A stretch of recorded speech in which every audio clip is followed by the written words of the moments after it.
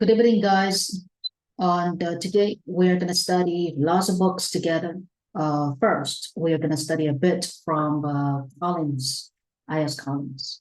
Second, we're going to use the book of 1,000 words. And third, we're going to study based on the page of German soldiers that we have been studying together for many days. So let's go. Let's go with the lesson. The words today, the first word today is aggressive, right? Aggression is commonly considered as a masculine trait. It doesn't matter how fast you guys can solve this task. What matters is how many vocabularies you guys can use to make a case in English. So this is the way that we are using to study, right? First word today is aggressive, an adjective. Second word today is aggression, a noun in English. And here we have the word like consider. You consider somebody as something, all right? Consider. On third, that is a trait. A trait, all right, means a trait means đặc tính, right? Considers means cân nhắc in English. In Vietnamese, aggression means cái sự hung dữ, sự hung hăng. So hung hăng or cái sự hung dữ, it means that you are angry and you are willing to attack other people. So when you are angry and you are willing to attack other people, you are going to be called an aggressive person. Aggressive, all right? Aggressive means hung dữ, hung hăng. These are the words. So let's go. Mình sẽ có một cái từ rất là hay, cái này cho nó cút qua này đi ha. Okay, so here. We are gonna have a few words together, guys. Và mình đang có một cái cấu trúc mà mình cần thực hành trong này. That is here. Considerable. Considerable, đáng kể. Inconsiderable. Inconsiderable. Không đáng kể, right? Consider somebody, something, as somebody, something. And then you're gonna have a way like this. It's like take something into consideration. Take something into consideration. So let's go. Đây, một số lượng từ vựng. Ở đây mình đang có cái từ được gọi là đặc tính. Ok, đặc tính là trait. Còn mà nói về cái tính cách trong tiếng Anh á, thì mình có từ được gọi là characteristic. Characteristic, right? Characteristic. Characteristic. Đây được gọi là đặc tính cách, tính cách xong rồi đặt, sorry, tính cách or personality. Nè, dọc xuống personality, not personality, personality, right? So here, let's go. Hơi nhiều đấy. Rồi cái từ tiếp theo là masculine. A masculine guy, it means, oh my gosh, that guy is so manly. I love him too much because of his masculine trait. He looks so manly. The way he acts is so manly. The way that he behaves is so manly that I cannot control my emotions for him. That is masculine. All right, masculine. A very nice word.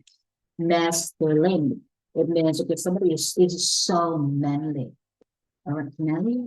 Did I write it right? Manly, right? Okay, let's put it right here. All right, so let's go. Let's make the situation together, guys. Okay, so I'm gonna be the first one. Rồi bây giờ thì mình sẽ lập cái tình huống với nhau nhá. Và mình sử dụng những cái từ vựng này. Cái từ vựng này cũng là C1 hoặc là B2, từ B2 lên C1. Ở đây là cái cuốn sách IELTS Collins. Ai cũng biết cái cuốn này hết. Nhưng mà học mà giải trong sách không thì mình chỉ có đậu được cái bằng giấy. Một cái miệng mình nói thì nó dở cực kỳ. Cái tay mình viết thì nó lại mông lung. Thì bây giờ mình phải sử dụng hết từ vựng mình học. Hung dữ là gì mà tức giận là gì? Hung dữ là mình giận dữ và mình hung hăng và mình đụng là nhất, xúc luôn thì người ta sẽ gọi là hung dữ. Ok, cứ đụng là nhất. Như vậy người ta sẽ dùng từ aggressive, sự hung hăng hoặc aggression. Còn mình tức giận rất bình thường thôi. Tức giận mình thường angry at somebody. Mình tức giận mình không thích mình nói là mình không thích nói oh I don't want to say that I am angry. I can say that I am really angry. If you are really angry, you are going to say you are very frustrated. You are very frustrated, all right? I am frustrated in something, or you are frustrated in something. Angry at somebody. She is frustrated, all right? in the way that I study. She's frustrated at me. She's angry at me, for example. So please be careful with these words. Và khi mà dùng danh từ, dùng tính từ thì mình phải dùng đến danh từ của nó. Phải biết cách thay loại từ để làm gì? Để mình dứt điểm. Angry là tính từ. Anger là danh từ trong tiếng Anh. Right? Anger là danh từ. Frustrated là tính từ. Frustration là danh từ. Và tính từ có cái đuôi gọi là có cái đuôi in của nó được gọi là frustrating. Frustrating is going to be for a thing or for somebody who makes you feel so frustrated. Khi mình dùng tính từ đuôi in là mình miêu tả là cái vật đó nó gây cho mình cảm xúc gì. Còn cái tính từ có thúc bằng đuôi ed là cái việc đó nó giúp cho mình cảm nhận như thế nào. Nói chung là tính từ kết thúc bằng đuôi ed là nói về trong lòng mình cảm thấy như thế nào. Tính từ kết thúc bằng đuôi in là nói về sự việc nó impact đến mình, nó ảnh hưởng đến mình. Rồi cái tiết đầu tiên thì mình sẽ cố gắng làm sao mà dứt điểm 6 cái nếu mà giải đề đã 6 cái con này giải trong vòng 15 phút là xong. Nhưng mà mình giải đề bằng mồm, mình sử dụng tư duy, cho nên là những khối lượng từ vựng này mình phải đặt được vào trong cái văn nói để mình lấy được cái C2 C1 gì đấy một cách nhanh nhất. Alright, so let's go, let's study together. Aggressive, aggression, consider, trait in English. Consider, trait in English. All right. So here, considerable, inconsiderable. Take something into consideration. So here, this is the way that we study. I'm gonna give you guys a case, all right? Please listen to me. You are gonna be the next person that I am gonna call. You need to speak up, right? Aggressive. In order for me to become a good teacher, I should be aggressive. I shouldn't be aggressive towards my students because whenever I am aggressive or whenever I become aggressive, my aggression is gonna frustrate. Okay, frustrate is an action verb too. My aggression is gonna frustrate my students. Frustrate là cái động từ bên tiếng Anh. Frustrate is an action verb. We have frustrate, frustrated, frustrated. All right. Okay, so here I go again. I consider myself as a teacher. I do not consider myself as a boss or as a person who has teachers or students. I always consider myself as a teacher because if I consider everybody as co-workers, or if I consider every teacher as a partner, teachers will start to like me, and teachers will develop such a good feeling about the way that I work, about the environment in which they have been working. So for me, if I take my staff into serious considerations, I consider my staff as family members. The staffs are going to be nice to me, just like the way that I'm nice to them. And I should be aggressive towards my students, because when students feel the aggression, when student feels my aggression, students are going to be badly impacted in the mental way. And aggression is not a good trait. Aggression is not a good trait because the more aggressive you are, the more customers you are going to lose. Customers do not understand the reason why you do this or the reason why you do that. Customer just thinks that if you are aggressive to them, it means you don't like them or you loathe them. LOATHE. So aggression is not a good trait when you are facing difficulties with your customers. Aggression shouldn't occur in your job. So here I keep saying that I keep showing you guys the differences between a trait, between trait and characteristic. We have good characteristics if we know how to control our bad or negative emotions.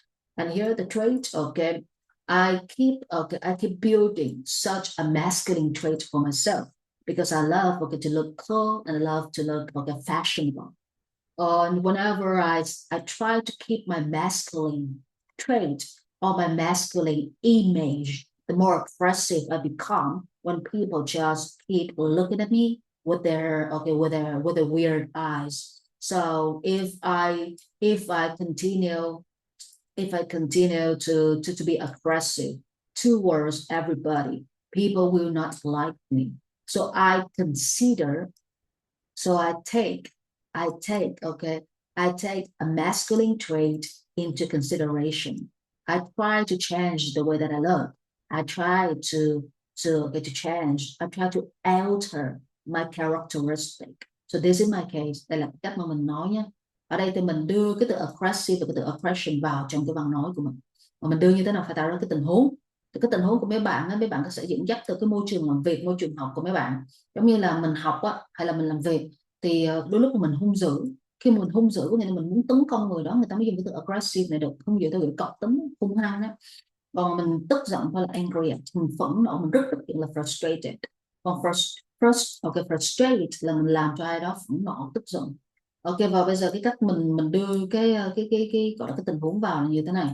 Tôi làm việc với một số người, và tôi không và tôi xem những cái người làm việc cùng với tôi á như là một cái family member. Tôi không xem những cái người làm việc cùng với tôi như là nhân viên. Thì khi tôi xem họ như là family member, tôi tôi giúp họ xây dựng lên một cái một cái cảm giác tốt, ok, trong cái môi trường làm việc, trong cái working environment. Khi tôi cố gắng xây dựng cái hình tượng, ok, gọi là rất đàn ông, ok, thì cái hình tượng mà đẹp, hoặc là một cái vẻ ngoại hình, a good appearance, thì khi mà mình có một cái vẻ ngoại hình đẹp, đó là một cái đặc tính tốt. Đặc tính là gì? Đặc tính có nghĩa là cái tính cách đặc biệt của bạn, cái tính cách mà nó đặc trưng, tính cách mà nó đặc biệt làm cho người khác mà suy nghĩ đến bạn, thì người ta sử dụng từ trait trong tiếng Anh. The trait là như vậy, ok. So here, show me your situation please. Đây là cách mà này teacher vừa mới đưa cho mấy bạn những cái nhận định rồi ha, và cái tình huống rồi. Bây giờ đến lượt mấy bạn nha. So let's go with John first. John, okay, please show me the case. I need to hear, okay, the first word today. Cái từ đầu tiên, okay, what is the first word today that I want you guys to use first? Aggressive, aggression, consider, trade. Consider somebody, okay, take something into consideration. Masculine, angry, frustrated, frustrating, frustrate, for example. So let's go, Zahan. Show me your situation, please. Let's go. At home, I think my mom is an aggressive person. Uh, when I do something wrong, I in my thought, I think my action is not is inconsi in is inconsiderable, but in her opinion, she always make my wrong action into a big problem. But after she uh talk to me, and I I realized that she just want me to be a good person. So I take my action into considerations, and I try to do my best in the next time. So after a few after few uh after few time, she's not angry at me anymore. All right. Yeah. It's not like she's not angry at me anymore. It's just anymore. Don't say anymore, right? Here, okay, the first thing that you have made a mistake, that is in my thought, in my opinion, or you can say in my perspective. Don't say in my thought, right? In my thought, no. Nếu mà trong tiếng Việt mình gọi là trong cái suy nghĩ của tôi thì ok, my thought, nhưng mà trong tiếng Anh thì người ta dùng là in my opinion, in my perspective, right? From my thought, from my thought, từ cái suy nghĩ của tôi, từ cái dòng suy nghĩ trong đầu tôi, from my thought. Think, I think rất là đơn giản. Tôi nghĩ rằng, no, tôi nhìn nhận rằng, tôi nhận định rằng mẹ tôi là như thế. I assume that. Do vậy người ta hay có cái từ đầu mẹ assumption, something like that. Mà nói là my mother, okay, my mother always make okay big things. No, my mother always turns small thing into big things, turns something into something else. Don't say make action into the big problems. Or you can use the word exaggerate. Why do you try to exaggerate those things? Those things are very small. Don't try to exaggerate them. Exaggerate. All right. Exaggerate. Mình làm phóng to nó ra, phóng đại nó ra. I try to do my best, or you can say I try to be my best. I try to be my utmost. Please, okay. Don't say make action into a big problem. Turn something into something. You make something. I make a cup of coffee. I make you become a good student. I make you become a good, okay, engineer, for example. I turn you into something, okay. I turn you into another person who is better than the old you. So please, okay, try to use the right word. Don't say make action into a big problem and try to say that I try to do my best. No, because we don't know what you are doing. So you're going to say that you try to do your best. You should say, I try to be my best. That is it. I try to be my best. I try to be my utmost. Don't say, I try to do my best. No, don't say so. Considerable. My action is inconsiderable. People are not going to understand when you say your action is inconsiderable, because they don't know what you want to say, what you want to what kind of message do you want to deliver to them. Khi mà mình nói action is inconsiderable, có nghĩa là cái hành động của mình á, nó không đáng kể. Nhưng mà hành động không đáng kể trong tiếng Việt nó đã có một chút khó hiểu, trong tiếng Anh nó càng có cái sự khó hiểu cao hơn, đúng không? Như vậy thay vì mình nói hành động của mình nó không đáng kể thì mình phải nêu tỏ ra mà okay, people do not take my action into consideration. Họ không có cái xem trọng, cái cân nhắc cái gì đó kỹ lưỡng, xem trọng take something into consideration. Họ không có xem trọng cái hành động của tôi, mà họ phớt lờ cái hành động của tôi, thì mình phải dùng rõ ràng cái hành động không đáng kể là cái giống gì. My action is inconsiderable now. Phớt lờ là gì? Phớt lờ, do you guys remember the word? We had the word ignore, right? Ignore. Họ phớt lờ cái hành động của tôi. Như vậy, họ phớt lờ hoặc là họ xem cái hành động của tôi như là một cái điều mà gọi là phải có. Đó, thì mình có thể dùng cái cách nói là họ xem cái hành động của mình như điều phải có, để take something for granted. Take cái gì đó for granted. They take me for granted. They do not take me into consideration. They do not show respects, okay, to me, okay. They just take me for granted because I am here. I am always here. I am always here to help them. And they do not. But they think of me as a savior. Họ không có họ không có xem tôi là một cái vị cứu tinh của họ, tại vì tôi luôn luôn ở đây để giúp đỡ họ. Thì khi mà mình bị xem một cách mà là không có trân trọng, không có xem trọng người ta, xem mình giống như là một cái vật gì đó hoặc là một cái người nào đó, như vậy là như vậy đó, thì người ta mình take cái gì đó for granted. Alright, take cái gì đó into consideration, nghĩa thứ nhất là mình cân nhắc cái gì đó một cách kỹ lưỡng, nghĩa thứ hai là mình xem trọng. Còn cái tôn trọng là khác, cái tôn trọng là respect, còn take something for granted là tôi xem nó như là một cái điều mà nó thường xảy ra với tôi không có gọi là tôi không có một cái sự tôn trọng gọi là cao cả đối với nó. Tôi không có trân trọng nó, tôi không có appreciate nó, tôi không có respect nó, tại vì tôi take nó for granted, tại vì nó luôn luôn ở đây, is always here, right?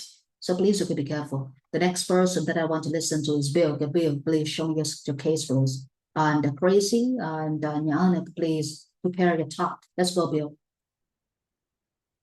My aggression were a Thai strand in my personality. It's a slow disaster that seems almost certain to occur anytime, whether at the workplace or in social settings.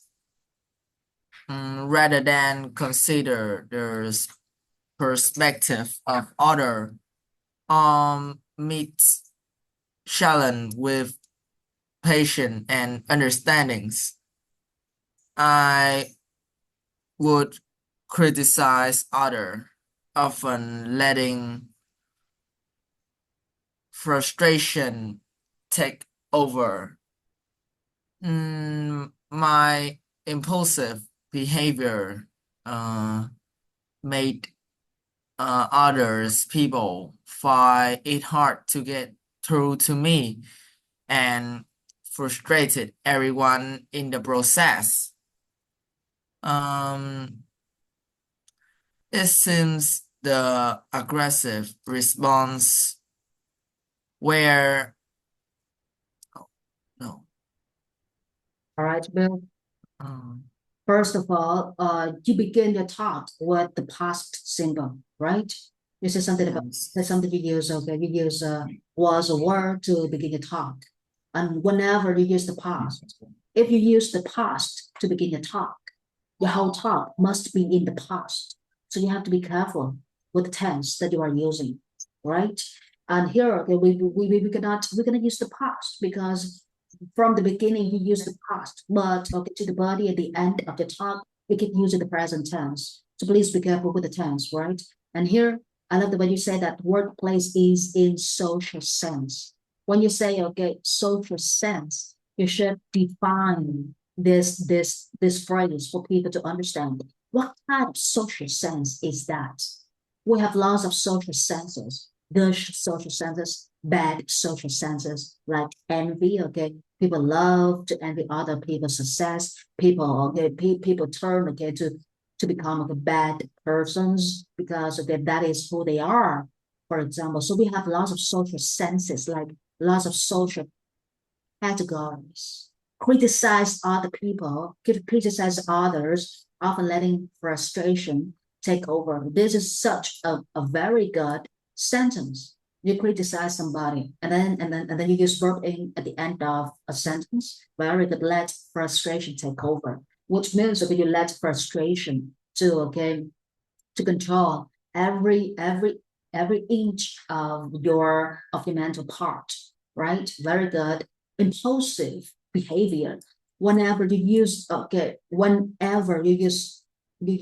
complicated terms or complicated phrases, Bill, you need to give us smart definitions because you are the one to create this phrase. People will not get the key meaning of yours. You need to show us the real meaning of this phrase, impulsive behavior. Why do you think of these kinds of behaviors in the way of being impulsive? Why do you use impulsive for behavior? Give more examples to explain this term for the listeners, because listeners will not get the meaning of yours. They listen to you. You use difficult words and you create these kind of phrases. You need to add the definitions to help people to understand. Frustrated people, everyone in the process, all right? But your talk is long and the talk contains lots of complex vocabularies. You should give us details of the process. What process is that? Because people keep listening to you and the talk is very long. It's easy for them, okay, to forget the keywords. So you should give us, okay, the meanings of, you should give us the details to re-explain the process that you are speaking of to the listener.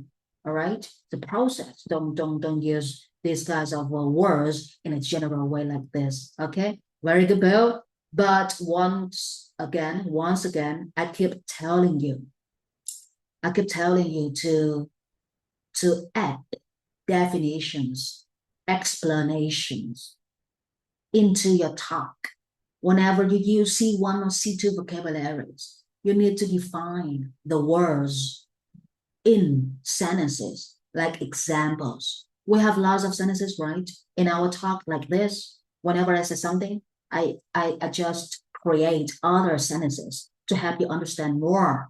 So this is the way that we talk, right? Just like in Vietnam, okay, whenever you say something which contains lots of difficult words, you were gonna give more sentences in order to help the listeners easily comprehend the key meaning of your sentence, right? So let's go with Crazy, show me your case.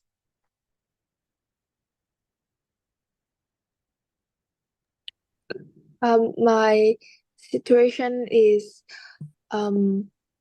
after a long and hard at work. So I trying to go home and I got stuck in the traffic. So I began to feel a bit aggressive as the cars barely move. So I tried to consider way to stay calm and remembering that the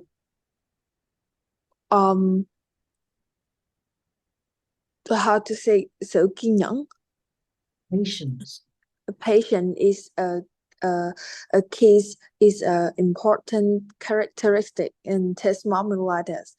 And even though I felt angry at the delay, but I remind myself that staying relaxed would help a lot.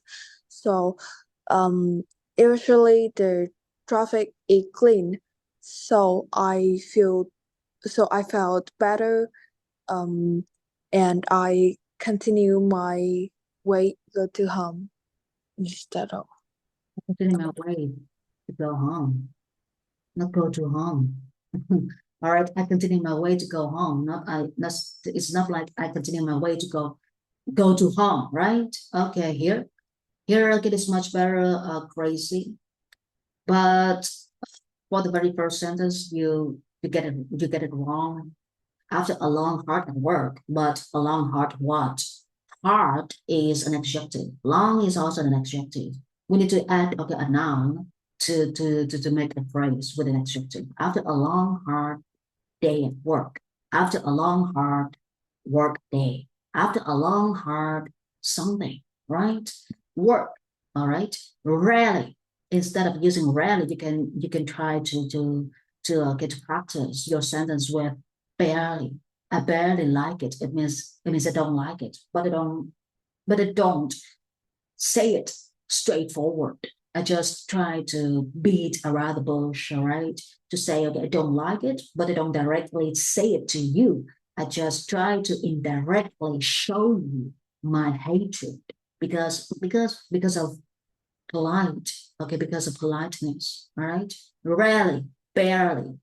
Please try to use the word barely because it sounds much better than rarely. Patient, a patient, or we have a word like this. Patient can be an adjective, and it can also be a noun in English. If you use patient as a noun, it means a person staying in the hospital to receive service from the doctor because he or she is sick. That is a patient. All right, and patience, this is a noun, okay, to describe the characteristic of being patient. Here, remind somebody that or remind somebody of something. Just want to remind you of this structure. Very good, Tracy, but you need to work on your pronunciation of the word even though. Even though, not told, no. This is th, that, all right, gắn lửa đó, even though, right? Ok, tiếp là rất là ok nhé. Và người cuối cùng thì mình muốn nghe nhã hơn, là sau đó bắt đầu mình update cái từ vựng của mình lên nhé. Với những cái câu sau mình sẽ đưa từ vựng tiếp tục ra nhé, và mình sẽ add thêm một số C1, C2 gì đấy vào, hoặc là cái idiom thì nó không có quan trọng đâu. Thật ra thì để nói hay nói tốt trong tiếng Anh để tăng cái band điểm á, xài nhiều từ nhưng mà từ phải mượt, xài idiom nhưng mà phải đúng ngữ cảnh. Xài idiom mà sai ngữ cảnh á là sai luôn, con đường rớt luôn, mất 5 triệu luôn. Xài idiom nhiều có khi thấy được IELTS chỉ có 5.0 và 6.0 hợp đó, tại vì xài không có đúng ngữ cảnh, nghe nó không có mượt. Đã nghe không mượt rồi, giống như là muốn dùng ca dao tục ngữ mà không thuộc lòng cái ca dao tục ngữ đó nói đã vấp rồi thì sao mà xài, đúng không? Cho nên mình muốn xài cái gì là mình phải thuần hóa cái bản thân của mình. Alright, đúng ngữ cảnh, đúng phát âm, đúng pháp mới là được. Okay, so here the last person that I want to listen to is Nhã. Okay, show me your situation, please. Let's go. I think I am a person that is quite easy to talk to, but when I work in a group, I am quite difficult. When I work in a group, I have to consider choosing member groups a lot because used to I used to work in a group, and my friend is a leader. She gave me points lower than her, even though all the members in the group did the practice lesson together. And I was first and I was frustrated in her dividing the points. At that time, I looked aggressive. I took the points into consideration, so maybe I was difficult about dividing the points. And then I also gave my friend advice, so now she's more better. And that's it. Right. Get grades lower than her. Lower is an adjective. Grade is a noun in English. So whenever you see a noun with an adjective, put the adjective before a noun. So get lower grades than her. Don't say get grades lower than her. Khi mà mình so sánh, ok, so sánh cũng là một cái cấu trúc, nhưng mà nó không thể nào mà nó phá quy tắc của một cái gọi là một cái gốc trong tiếng Anh. Tính luôn luôn phải đứng trước danh từ, chủ ngữ xong mới đến động từ, xong mới đến vị ngữ, chứ động từ không có được quyền nhảy lên cái đầu của chủ ngữ, động từ không có được quyền chui đằng sau cái vị ngữ. Như vậy chủ động vị đó là cái gốc trong tiếng Anh thứ hai. Tính đặt chức danh đó là như vậy khi mà nói đến tính đặt chức danh thì ở đây nó đang so sánh hơn, đúng không? Get grades lower than her là có cái số điểm, ok, có cái số điểm nó thấp hơn cô ấy, nó thấp hơn cái cô đó. Thì ở đây thì mình lower là tính từ, grade là danh từ. Ngữ pháp đây là cái cấu trúc so sánh hơn. Cấu trúc so sánh hơn nó phải nó phải kết hợp với cái gốc của tiếng Anh, thì gốc của tiếng Anh tính phải đặt chức danh. Thì ở đây so sánh hơn là cái cấu trúc, thì cấu trúc phải kết hợp với cái gốc, thì tính phải đặt chức danh lower grades than her. Mình xài cái gì cũng được, miễn sao mà cái gốc vẫn phải giữ, chứ không phải được không được phá cái gốc đó đi. Alright, I get frustrated in her dividing the points. Divide the points có nghĩa là phân chia điểm. Mình phân chia điểm, ok, nếu mà dùng từ point người ta sẽ nghĩ rằng là giống như là the first piece of information, the second piece of information, the first part, the second part. Thế bằng như the point mình có thể dùng the grade, okay, divide grade, or she is going to decide, or she's going to decide the points, the grade. Khi mà người ta xác định số điểm hoặc là ra điểm, làm ra điểm, đưa điểm, ok, thì người ta sẽ dùng từ decide. Nhưng mình quyết định cái gì đó, con người quyết định sự vật dùng từ decide thì được, sự vật quyết định cái gì mới dùng từ determine, right? Như vậy đây là phân chia điểm, thì mình phải nói rõ cái phân chia điểm nó là gì. Tại vì đây là cái cụm từ, nó phải cần cụm từ. Khi đưa ra là một cái cụm từ, mình phải có những cái câu mình bổ sung ý nghĩa cho cái cụm từ đó nó có nghĩa là gì, chứ không thôi người ta sẽ cho, người ta không hiểu và người ta cho mình là sai. Ở Việt Nam không hiểu là sai, ok, ở nước ngoài cũng vậy, không hiểu nhưng người ta không cho là sai. Không hiểu người ta cần mình đưa một số thông tin nhiều hơn để người ta xin coi, người ta check coi cái sự nhận định của người ta là đúng hay là sai. Alright, ok. Như vậy khi mình nói là dividing, ok, the grades thì mình phải đưa ra là cái gì đó là như thế nào. Dùng gọi là dùng sở hữu, dùng my, his, her gì đó, sau đó verb in. Đây là cái dùng bình thường nha, chứ không phải là sai. Nó là một cái cấu trúc ngữ pháp luôn, chứ không phải là sai nhé. I get frustrated in her dividing the points, or I can say that I get frustrated in her grade division. Như vậy thay vì dividing the points, verb in thì mình có thể nói là grade division. Nó là như vậy. Right, difficult. She is difficult. Mình biết là cô ấy khó khăn, nhưng mà khó khăn theo kiểu khó ở, hay là khó khăn theo cái kiểu mà khó ở đây là giống như là cái tính cách nghiêm khắc, hay là khó theo cái kiểu mà khó ở, đụng đâu là bực bội đó, khùng điên đi ba chọn. Thì cái gì mà khó, cái kiểu khó ở thì mình chơi cái từ là irritated. Còn khó khăn á, theo kiểu mà giống như là mình khó nghiêm khắc là strict. Trong tiếng Anh strict, she is very strict because the problem is very difficult. And when the problem is difficult, she's irritated because she cannot solve the problem. Thì ở đây mình sẽ có một cái số từ, ok, sau khi thành lập ra những cái này, mình sẽ có một số từ như thế này đây. Let's go guys, let's go. All right, here are the words. First, I have the word like this. Irritated.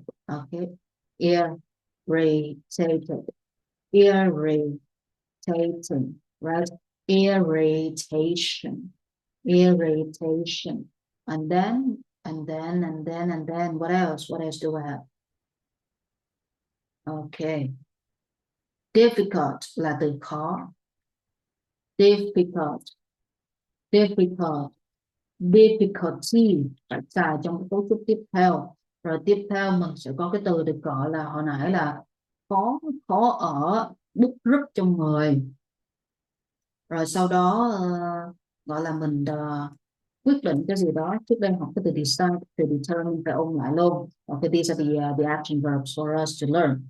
And here I would like you guys to use the word masculine. Phải sử dụng được cái từ masculine này nha mấy bạn. Masculine. Và cái từ thứ hai là từ trait. Từ này rất là khó. Cái từ này khó xài. Masculine trait in English, alright?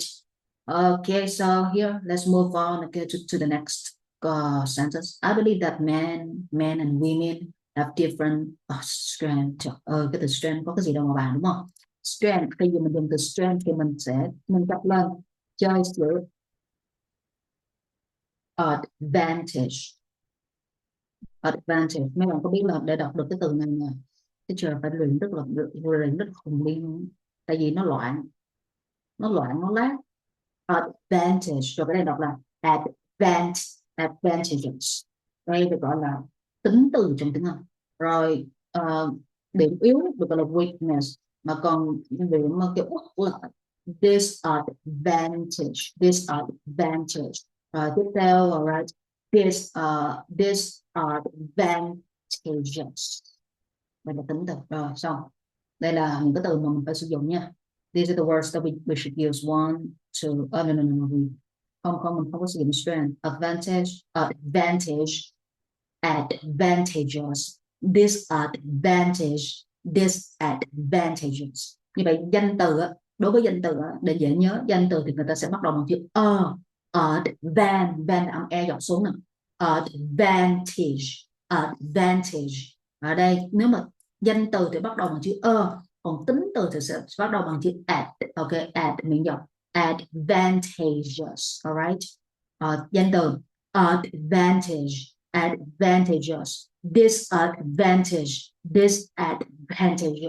Như vậy đọc đúng nha, đọc chuẩn nha, đúng và chuẩn nha. Rồi đây là điểm có lợi, điểm bất lợi là disadvantage, và có lợi cái gì đó là advantages, và bất lợi cái gì đó là disadvantages. Alright, so let's go. Please try to use the word masculine in your case. Here, feminine characteristic, cái người mà gọi là duyên dáng, gọi là yểu điệu thục nữ đấy, yểu điệu thục nữ. Feminine characteristic. Bây giờ nó dùng từ đặc tính, thì bây giờ nó dùng từ đặc tính là cái manly của đàn ông, thì đây gọi là cái tính cách, là cái yểu điệu thục nữ của độc quyền của phái nữ, exclusive. So here we're gonna have a few words together. We have the word feminine. Okay, feminine is an adjective, and then masculine. Okay, masculine as an adjective in English. Please try to use these words in a situation. Mình phải sử dụng những cái từ này nhé trong cái ngữ cảnh của mình. So let's go guys. I'm gonna be the first one. Bây giờ teacher là người đầu tiên nhé. Mấy bạn nhớ nha, dùng dictionary để tra coi hai cái từ này đọc như thế nào nhé. Mấy cái từ, 4 cái từ này nè, nó là 4 cái từ mà nó làm loạn cái khối óc mình phải quán triệt. So let's go. Advantages, disadvantages, feminine, masculine. All right, so I'm going to be the first one to start. I can say that. This is my case, guys. We have lots of things going on in our life, and I have been facing lots of difficulties. I keep telling myself that difficulties determine the right trait for me. I have to train myself to develop such a good trait, because thanks to a good trait, I'm gonna become an advantageous person. advantages, being an advantageous person. Being an advantageous person, I can gain lots of advantages. And the first advantage that I can gain from being an advantageous person is that I easily get benefits from my customers. And if I develop such bad traits for myself, customers look at me as a disadvantageous teachers. And when I become such a disadvantageous teachers, I will not receive advantage from my customers. I will get lots of disadvantages from my customers. And the customers look at me as an disadvantageous teachers. Customers will think that, all right, will think that I am not a suitable person for this position of teaching. And the more masculine I try to be, or I try to look, the more customers I am gonna lose, because customers these days do not take appearance into considerations. Customers these days take strength and weakness of the labor into considerations. So for me, I will not think of appearance as an advantage. I will think of my qualities. I will think of the right qualities as advantages for my teaching position. Đấy là cái mà mấy bạn sẽ đưa ra cái lập luận ấy. Để ra teacher đang sử dụng là cái ví dụ về trong cái ngành nghề giảng dạy học. Như vậy nếu mà mình là một giáo viên thì cái gọi là cái điểm lợi của giáo viên là gì, cái điểm bất lợi của giáo viên là gì? Khi mình là một giáo viên, ok, nếu mà mình có một cái điểm lợi thế thì gọi là khách hàng sẽ xem mình như là một người mang lại lợi ích cho họ. Khi mình mang lại lợi ích cho đó thì lợi ích cho ai đó thì người ta sẽ có một cái tính từ rất là hay được gọi là advantageous. Còn khi mà mình mang lại bất lợi cho ai đó thì cái tính từ miêu tả cho chính cái con người của mình, chính cái vật đó là disadvantageous. Thì mình được xem là một cái điểm bất lợi nếu mà mình chỉ quan tâm chú trọng đến ngoại hình. Ngoại hình, ok, mình đang cố gắng xem một cái ngoại hình manly, ok, một cái đặc tính manly, một cái đặc tính tốt, một đặc tính gọi là manly, đặc tính rất là đàn ông, cái masculine trait, thì khách hàng không xem trọng cái vẻ bề ngoài là take, khách hàng không có take cái gọi là cái appearance into consideration, mà khách hàng chỉ xem trọng những cái gọi là những cái đặc tính để người ta chọn cái dịch vụ đó, là take cái good traits into consideration. Đặc tính là trait, hoặc là khách hàng sẽ xem trọng một những cái yếu tố, những cái đặc điểm qualities into consideration. Đó là cái mấy bạn dùng cái từ trait hoặc là từ quality. Mấy bạn cẩn thận cái từ advantage. Alright, advantages. Ở đây không đọc là tage nhé, mà là teach, advantageous. Khi mà đến tính từ thì cái âm tage này nó mới là âm a nè. Khi danh từ thì đây là âm y, ở đầu là âm ở cuối là âm y. Advantage đó. Cái này phải thực hành rất là lâu, ok, bằng cách là thuyết trình bằng một mình thì mình mới ra được, chứ không phải là không ra đâu. Alright, so let's go. Mấy bạn phải tạo ra một cái tình huống nha, sử dụng được 6 cái từ, 5 từ này nha, chọn feminine hoặc là chọn masculine tùy theo mấy bạn. Và chú ý là từ trait, take something into consideration, characteristic or personality. So let's go with John, show me your case, please. We don't need time, because we cannot allow time for preparation. We should come up with ideas all of a sudden. Let's go with John first. Let's go with John. Let's go. I don't think anything. Yeah. Think of something in your life like advantages. Wow. Mấy cái từ này nó khó quá với bạn hay sao nhỉ? Rồi ở đây thì nếu mà nó khó như thế thì mình sẽ dùng tiếng Việt nha, để mình đưa cho mấy bạn ý tưởng nha. Ok. Điểm có lợi gọi là Điểm có lợi thì advantage. Bây giờ mấy bạn nói về cái vị trí của mấy bạn là một học sinh.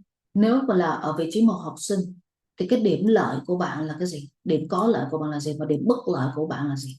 Là cái số điểm và cái kỹ năng. Bây giờ điểm số và bằng cấp thì nó cũng là một cái yếu tố, chứ nó không còn quan trọng như là cái kỹ năng và cái kiến thức mấy bạn đã có.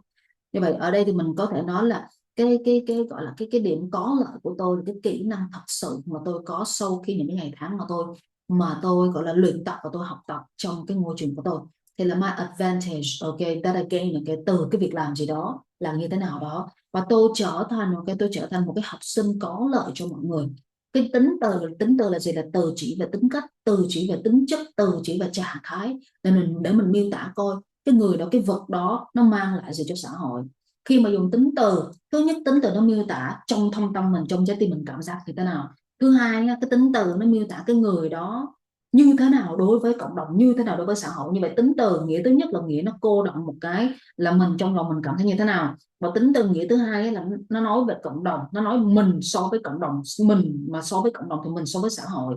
Đó là vậy. Vậy khi mình nói là mình là một người có lợi, I am an advantageous person, thì có nghĩa là cái có lợi riêng cho bản thân mình là gì, mình có cái gì mà mình trở thành một cái người có lợi, thì mình phải nói là cái đặc tính của mình có là gì, những cái đặc tính nào.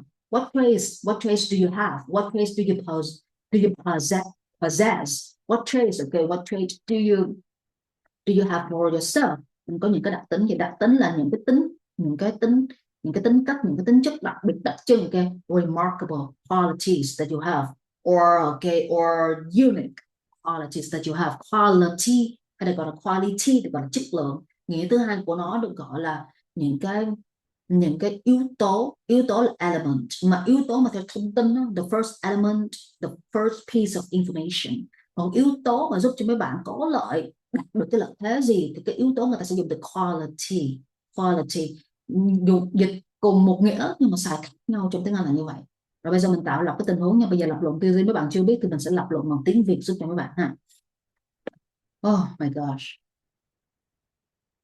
Rồi bây giờ thì là 8 giờ 1 phút, để mình lập luận tầm khoảng 5 phút ha, rồi mấy bạn nói cho mình nghe ha. Bây giờ như thế nào đây? Nói đến cái từ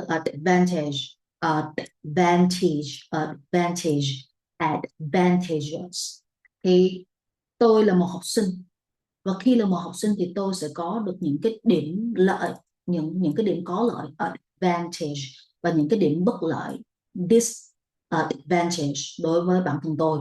Nếu tôi là một học sinh một cái có lợi thế advantageous student, tôi sẽ mang lại những cái lợi ích cho bạn, những cái lợi cho bạn. Lợi mình không biết là về lợi nhuận, mình không biết về lợi ích, không biết về benefit, hay là không biết về profit, thì mình sẽ dùng từ advantage. Như vậy khi tôi là một học sinh, mọi người xem tôi, consider somebody as something, mọi người và giáo viên xem tôi là một học sinh có lợi cho cộng đồng, tại vì tôi đem được nhiều lợi ích về cho trường học. Một cái lợi mà tôi đem về là ok, là mọi người, ok, tất cả mọi người, tất cả học sinh sẽ chọn trường của chúng ta là cái nơi mà họ sẽ học tập. Đó, như vậy cái lợi thế, cái lợi thứ nhất mà tôi có thể đem về cho trường học khi tôi là một học sinh có lợi là cái danh tiếng, danh tiếng, reputation, sự nổi tiếng, fame, right?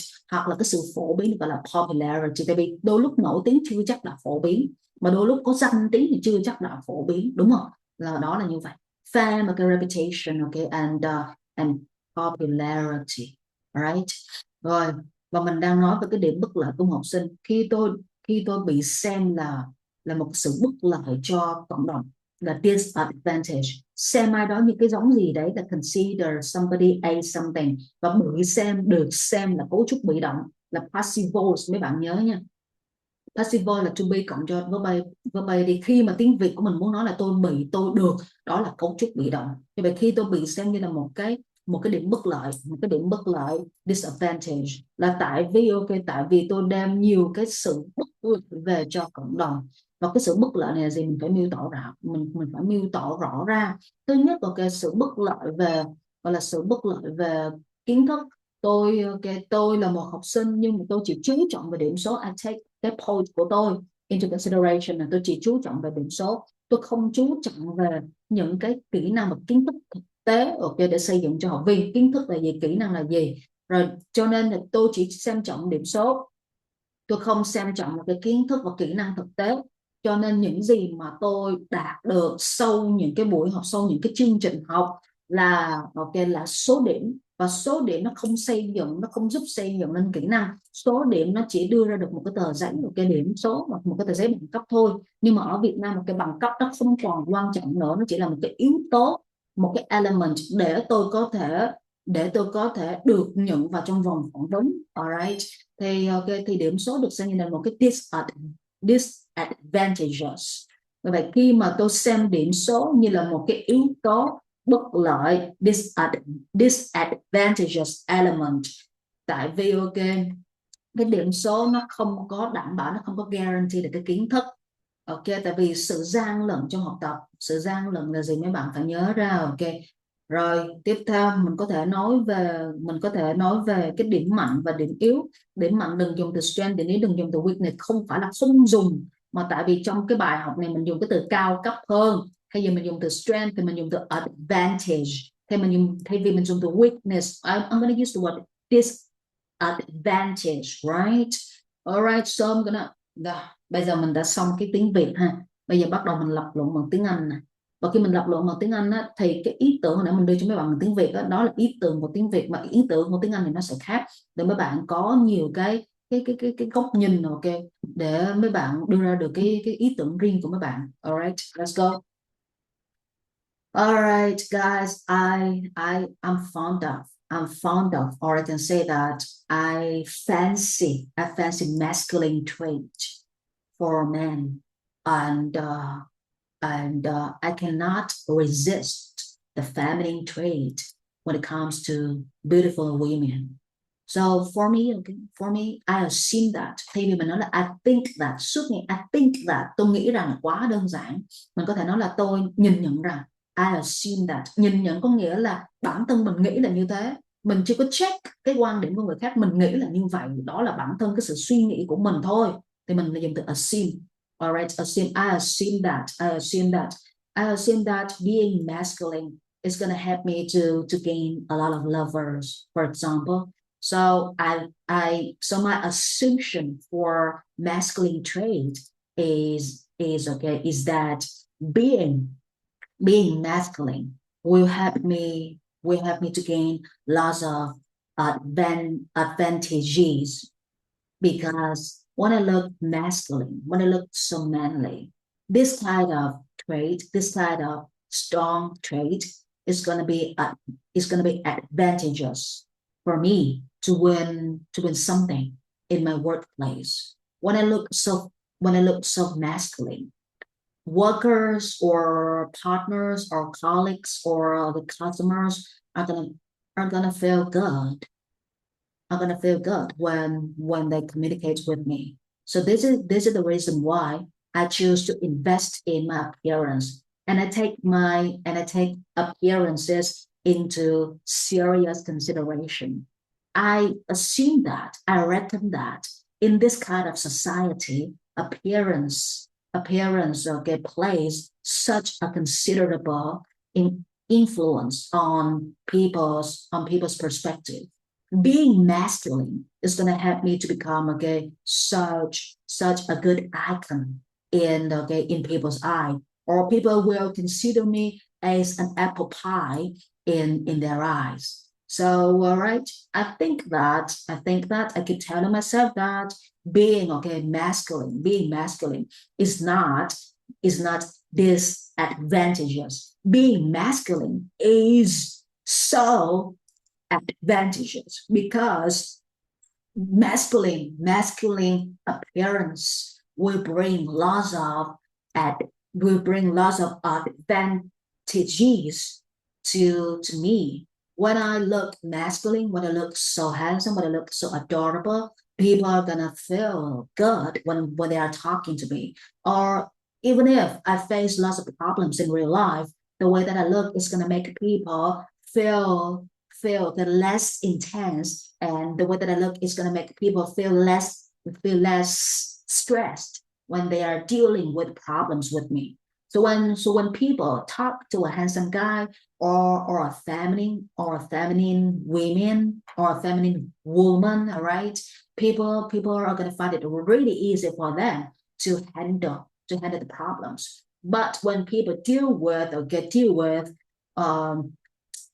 not good looking person, they are gonna think that it's not worth for them to find a solution to those problems. So being good looking or being masculine or being feminine, those kinds of appearance, those kinds of good looking appearances are gonna help you to win in every situation. So for me, I strongly affirm that being masculine or feminine is gonna bring lots of advantages to us whenever we do something in real life. Đó là cái cách mình dùng lập luận trong tiếng Anh. Mấy bạn đưa ra dùng danh từ như thế nào nó mang lại cho mấy bạn một cái lợi thế. Đúng rồi, gọi là lợi thế là chuẩn nhất này. Cái lợi ích là benefit, lợi nhuận là profit. Như vậy cái lợi phải là lợi là răng lợi, no, lợi là lợi thế. Cái địa thế của mình nó có lợi hay không, mình được xem như là một cái lợi thế, tại vì mình rất là có lợi cho cộng đồng. Advantages, mình được xem như là một cái bất lợi, ok, tại vì mình mang lại nhiều bất lợi cho cộng đồng. Disadvantages, sử dụng tính từ nghĩa thứ nhất của mục đích, hoặc là cái mục đích thứ nhất của tính từ này nó miêu tả trong thâm tâm mình nó như thế nào. In your heart, what are you? What are you in your heart? Who are you? How are you? What are you? Right? Và nghĩa thứ hai của tính từ, cái mục đích thứ hai của tính từ là nó so mình với cộng đồng. Như vậy khi mà mình dùng cái từ advantageous dành riêng cho bản thân mình, I am an advantageous teacher, có nghĩa là mình mang lại lợi thế. Lợi thế thứ nhất mang lại cho bản thân mình là gì? Lợi thế thứ hai khi mình nói là advantageous teacher so với cộng đồng nó sẽ mang cái gì? Thì khi mình dùng một cái tính từ trong một câu, mình phải miêu tả hai khía cạnh, đối với bản thân mình, đối với cộng đồng. Alright, ok. Rồi, và tôi tiếp tục là bất lợi. Khi mình nói mình bất lợi thì bây giờ mình đang có hai cái từ được gọi là feminine và masculine. Feminine gọi là một cái người có cái tính yểu điệu thục nữ, nhưng mà theo nghĩa tốt nhé, yểu điệu thục nữ theo nghĩa tốt chứ không phải là cà dẹo cà giặt khó chịu. Alright, như vậy yểu điệu thục nữ theo nghĩa tốt thì cô ấy sẽ mang lại cái gì cho bản thân của cô ấy, và cô ấy sẽ mang lại cái gì cho cộng đồng. Và gọi là masculine, masculine có nghĩa là một người đàn ông mà rất là manly, ok, và cái tính manly của anh ấy, cái tính rất đàn ông của anh ấy sẽ mang lại cái gì cho bản thân anh ấy và sẽ mang lại cái gì cho cộng đồng.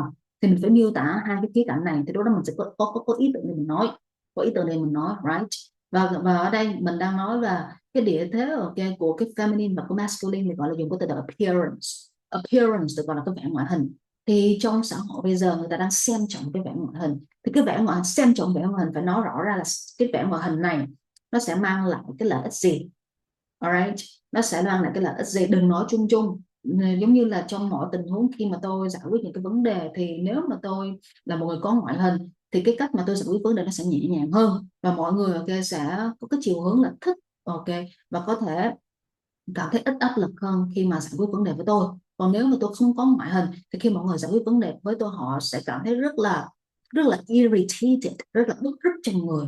Tại vì khi mà mình nhìn một người đẹp, ok, một người rất là đẹp, mình nói chuyện với họ là mình đã cảm thấy rất là nice rồi. Một khi mình nhìn một cái người mà khó chịu vô cùng, một cái ngoại hình không có, thì người ta tự nhiên người ta irritated. Alright, đó là cái cảm xúc cá nhân ha.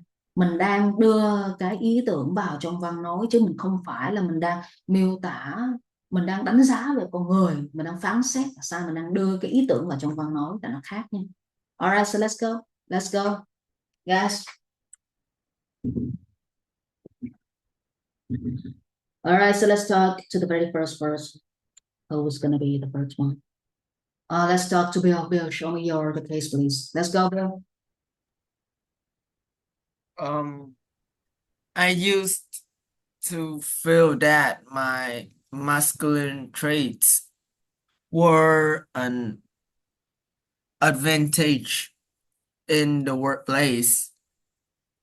Confidence and assertiveness, this always seems advantageous, especially in those environments where these qualities were valued.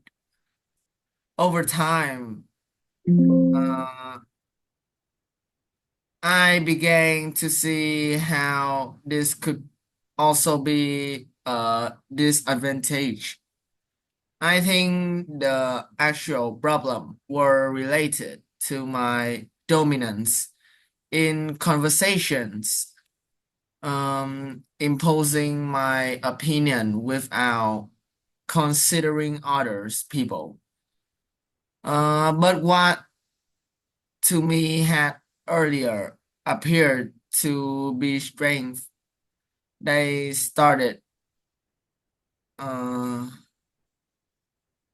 observing as arrogant, and overconfidence blind me to realize when cooperation or the feminine approach, like just listening and empathizing, was better than simply taking charge. That's all. Wow, very nice. Well, I cannot believe that. Okay, after a few months studying together, your English has improved a lot. You have used lots of C2 words in your talk. And here, what I want to say to you is, you always you always use the past simple in your talk. And I don't know the reason why you stick to this kind of tense, because it's going to mess everything up. But here in your talk, you haven't messed anything up. You have got the talk in a very nice way with the right grammar. Very good, congratulations on this. And here a certain needs. I don't quite get this kind of word from you, but if you use this kind of word, a certain, okay, a certain, please wait here, a certain, it means that a certain, no, okay, ascertain, right? Ascertain, not a certain, ascertain. So see, whenever I speak English and Vietnamese all at once like this, I'm gonna be lacking a bit in the pronunciation. Ascertain. When you ascertain something, it means you discover something. Okay, so this is such a nice word for us. Discover something. I discovered that the bill has improved a lot in C2 vocabularies, or I can say that I ascertain, okay, his C2 English improvements. Ascertain. Here is not the normal of Vietnamese language. Is like okay, the butterfly air. Okay, ở đây được gọi là cái từ ascertain được gọi là giống như là mình phát hiện ra cái gì đấy. Và cái từ ascertain là từ rất là hay ha, từ này là xem hai chuẩn luôn. Từ discover thì gọi là tìm thấy cái gì đấy, nhưng mà từ ascertain cái nó sẽ nghe hay hơn, tại vì đọc nó đã khó rồi, đọc đã khó, cái gì mà đọc khó mà đọc dài thì cái đó là cái từ vựng cao cấp đây chứ không phải đơn giản. Rồi như vậy cái đây là Bill dùng rất là hay, là nhưng mà cái cách mà bạn dùng ấy trong câu văn của bạn, câu văn của Bill ấy, thì không biết được là Bill đang dùng cái từ là ascertain hay là cái từ khác. Alright, nếu mà đọc là ascertain là nó là sai, nhưng từ cái này là nó đọc là ascertain là sai, mà ascertain được gọi là từ discover. Tôi discover cái gì đó, I ascertain cái gì đấy. Đó là cách dùng của cái từ được gọi là tìm ra trong tiếng Anh. Tuyệt vời. Bây giờ bạn dùng được C2, C2 C2 trong cái anh văn của mấy bạn là rất là tuyệt nhé. Rồi sau khi mà học với nhau vài tháng thì không hiểu sao mà Bill tăng trưởng với cái phần C2 dữ dội. Đó là một cái sự tuyệt vời nha, nhưng mà hãy biết cách cân lại từ vựng nha. Tại vì khi mình dùng C2 thì mình phải coi vào cái đối tượng mình dùng nó chuẩn hay là không chuẩn. Mình dùng C2 mình cọc nghe cái đối tượng mà nó tồ lô cái là nó chửi mình đấy. Ở đây là mình dùng C2 trong những cái phần mà mình thấy là ok, người đó hiểu mình thì nên dùng. Và khi dùng C2 hãy chêm vô những cái từ của B1 hoặc là A2 hay là B1, có nghĩa là dùng từ vựng cao cấp thì phải phối với từ vựng cấp thấp để chi, để nó cân bằng lại, để cân bằng lại cho cái bài nghe bài nói của mình nó không có bị, nó rất là heavy. kiểu mà cái từ vựng nó nặng quá, cái câu nói của mình nó nặng quá thì làm cho cái bài của mình nó không còn hay nữa, mà nó mang nghĩa theo cái kiểu mà academic quá học thuật đi. Thì khi mà quá học thuật thì người ta sẽ gọi là hàn lâm, nó quá hàn lâm thì nó nghe không còn gần gũi nữa. Mà mình nói đi, làm gì mình nói cái kỹ năng nói là mình muốn chiếm trọn trái tim của ai đấy, mình muốn thuyết phục được người ta. Thì khi mình dùng những cái từ hàn lâm C2 C1 thì mình hãy phối hợp với những cái từ mà cấp thấp, để mình dùng C2 C1 phối hợp từ cấp thấp để nó nâng được những cái câu của C2 C1 lên. Giống như là mình đưa C2 C1 câu đầu tiên, rồi mình đưa ra những cái từ cấp thấp để mình giải thích ngược lại, hoặc là mình bổ sung thêm ý nghĩa cho cái câu của C2 C1 thì nó mới là hay, nó mới cân được nha. Không thôi nó không cân được đâu, nó làm cho cái bài văn của mình nó nó không còn hay nữa. Please be careful. Alright, let's go with the crazy. Crazy, please show me the case. Let's go. My situation is living in a big city has both advantage and disadvantage. One advantage is that there are many opportunities to develop my future, and which is advantageous for my career growth. However, the busy lifestyle and the high cost of living can be disadvantageous, especially when it comes to saving money. But as for me, I enjoy this lifestyle, and but sometimes I still feel tired of the crowded street. Despite the disadvantage, I try to enjoy the positive side of the city life. Is that all? All right. It's all about pronunciation again, crazy. Has, not haze. This is not haze, this is has. Đây là e dọc miệng xuống, e dọc miệng chứ không phải là âm a. Như vậy khi mình nói từ có, cái từ có là cái từ căn bản hơn, e dọc miệng xuống. Has, alright. Have là e dọc miệng chứ không phải là e bình thường, right? Has, have, chứ không phải là haze. When it comes to saving money, khi mình nói trong tiếng Anh ấy, thì mình hay bị phối của tiếng Việt, giống như là mình hay thêm cái dấu sắc vô cuối câu. Càng thêm dấu sắc cho là cuộc đời mình nó lắt nhắt luôn. Như vậy đừng bao giờ thêm dấu sắc vô cuối câu, nó rất là nguy hiểm, tại vì tiếng Anh nó khác tiếng Việt, không bao giờ thêm dấu sắc vô cuối câu nha. Cho nên thì khi mà Gracie nói để nâng cấp được cái vốn từ vựng lên thì Gracie hãy nhớ, thứ nhất là phát âm pronunciation, thứ hai khi nói trong tiếng Anh đừng thêm dấu vô. Khi mà mình nâng giọng, cái việc mà mình raise cái voice của mình là mình nâng cái giọng mình lên, nó không có đồng nghĩa, nó không có synonymous với lại cái gọi là khi mình bỏ dấu sắc cho câu ví dụ mình nói là when it comes to saving money, khi mình nâng giọng lên mình phải make sure được rằng là cái pronunciation của cái từ đó nó phải right, chứ không phải là when it comes to saving money. No, when it comes to saving money vẫn là money, chứ không phải là nâng giọng lên là trở thành money. No, như vậy khi mình nâng giọng, ngữ điệu intonation, nâng giọng lên hoặc hạ giọng xuống, nâng sao hạ sao, raise như thế nào, hoặc lower cái voice của mình như thế nào, mình phải make sure of the right pronunciation. Từ nó nhấn ở chỗ nào, the syllable, the first syllable, the second syllable, thì khi mà nâng giọng hạ giọng nó phải nhấn đúng cái chỗ đó, right? Như vậy nâng giọng và hạ giọng không phải là có nghĩa là mình nâng cuối câu, mình hạ cuối câu, mình hạ cuối chữ đó. Cái chữ cuối cùng đó, nó làm sai đi cái phần phát âm của chữ đó là càng chết. Như vậy cái việc nâng giọng hạ giọng một cách tự nhiên nó không có một cái quy tắc nào hết, chỉ có là quan trọng thì nâng giọng, không quan trọng thì xuống giọng, cần người ta chú ý thì thích thì nâng, thích thì xuống, theo cái cảm xúc của mình nói nhiều á thì lúc đó mình sẽ cảm nhận được cái đâu là cần nâng, cái đâu là không nâng, và cái cảm xúc nó thiên về cảm xúc nha. Rồi còn lại khi nâng giọng và khi hạ giọng thì phải chú ý đến phát âm. You need to pay attention to your pronunciation. Đó là như thế thôi. Okay. Alright guys. Alright. Let's listen to Zahan. Zahan, show me your situation, please. I am a first child in my family. So when I was born, I had a lot of advantages.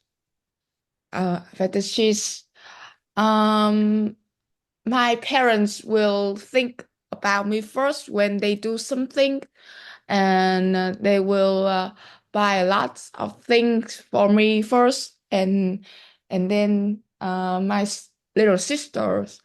In contrast, I also have some disadvantages too.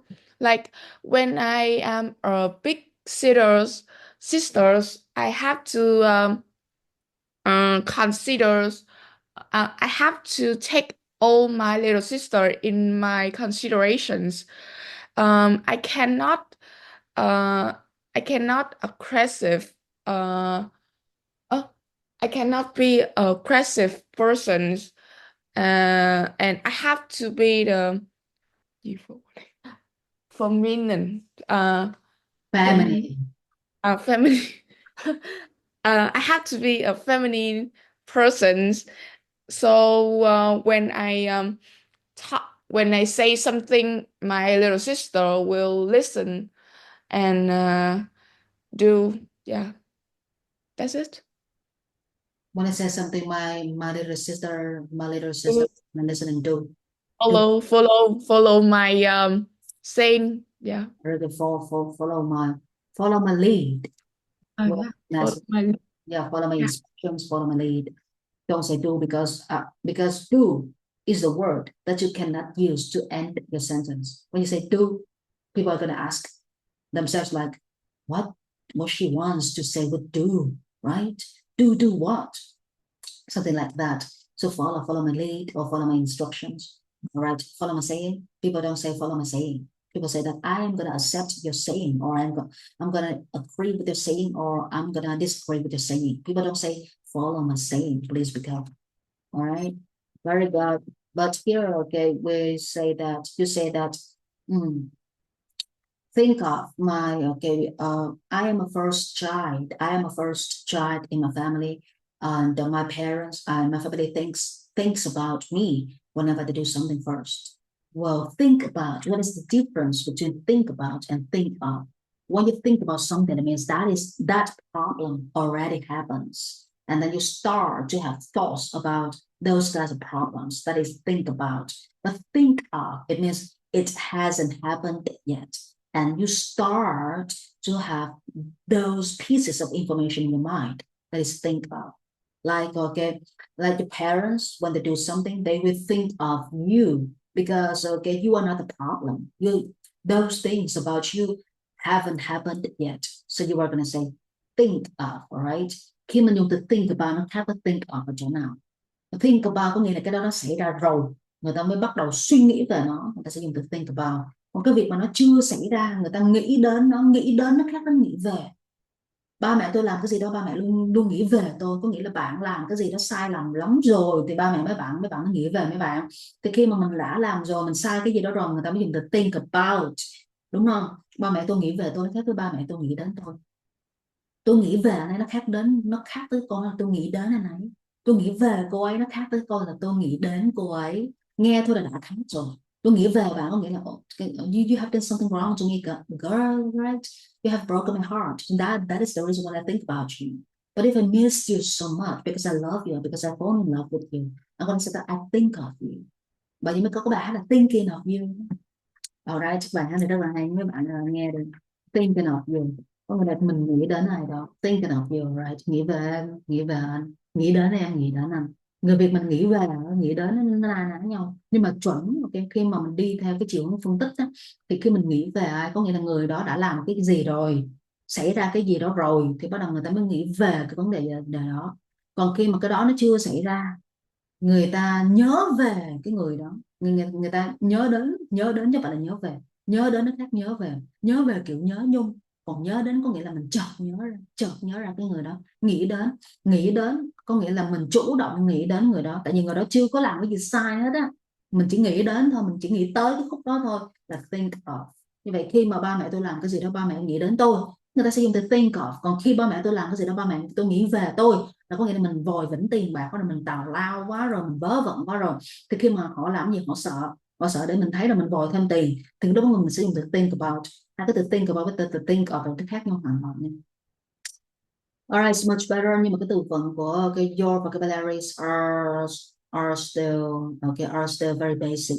John, you need to upgrade your vocabularies by using a thesaurus or collocations dictionary. Cái từ vựng của em nó quá căn bản, em cần nâng cấp cái từ vựng của em lên bằng cách sử dụng bằng cách sử dụng cái từ điển đồng nghĩa đó. Thay vì em dùng cái từ want, từ like trong cái đời sống đời thường thì em có thể dùng những cái từ gì? Em sử dụng những cái gọi là cái từ điển để tìm được cái từ đồng nghĩa trái nghĩa, hoặc là tìm ra những cái collocation, có nghĩa là cái từ này đi chung cái gì, thì lúc đó cái văn tự của mình nó sẽ hay hơn. Nếu mà mình dùng AI nhiều quá thì mình đang kêu AI nó học dùng mình, thì tại vì mình dùng AI cái nó cho mình những cái từ vựng cao cấp á, nó cho từ vựng cao cấp của mình, bắt cái việc mà mình bắt chước để học nó khác với cái việc mà mình chủ động để học. Khi mình bắt chước để học thì tại sao mình không phát triển? Tại vì mình bắt chước theo nó, mình nghĩ là mình xài đúng, nhưng mà không, mình đang bị nó thao túng tâm lý. Giống như là bây giờ teacher không dạy cho mấy bạn cái cách là tư duy, teacher chỉ nói là teacher đưa ra một cái ví dụ, rồi teacher kêu mấy bạn dịch cái ví dụ đó thành tiếng Anh, thì cái đó là cái việc mà tập cho mấy bạn sử dụng cái từ vựng trong cái khuôn khổ của ví dụ đó, nhưng mà các bạn không có tư duy được ý tưởng. Thì khi mà các bạn bắt chước cái việc mà bắt chước bằng cái việc mà người đó hướng mình bắt chước theo cái hành động của người đó, thì cái đó là chỉ là mình đã làm đúng theo cái ý của người đó, cái khuôn người đó đưa ra, chứ mình không có tư duy ra khỏi cái khuôn. Khi mình muốn tư duy ra khỏi cái khuôn thì mình phải suy nghĩ được từ gốc lên, đó là nó sẽ khác biệt. Cho nên khi mấy bạn sử dụng AI, nó đưa ra cho mấy bạn một cái bài, và cái đó thì nó đã có sẵn rồi. Khi nó ra cái bài mà đã có sẵn rồi ấy, thì cái não mình nó không có hoạt động được, đúng không? Nó không có hoạt động được, mình chỉ đi theo cái bài đó thôi. Và bây giờ mình sử dụng cái bài đó để trở thành cái sự tư duy của mình, nó là một cái sự việc khác. It's different, guys, it's different. Wow, too much, right? Too much. So let's listen to the last person today is Nhã Hân. And guys, if you have finished your presentation, do not ignore your friend's presentation, because you can learn from your friend's mistakes. Please keep this in mind. So let's go with Nhã Hân. Nhã Hân, show me your case, please. I have lots of friends, and some of them are very pretty. And I think being pretty is also an advantage, because I see that many people from different groups invite my friends to be models for their groups. And so their reputation is growing. They become more famous. They become more famous in school, and lots of people knows them. And lots of people know them. I have seen a lot of their photos. They look very feminine. But no, from that, I also see that I also agree with the idea. Not being pretty is a disadvantage. Many people say that beauty is not very important, but I see that almost people look at the appearance first to judge a person. Yeah, that's it. All right.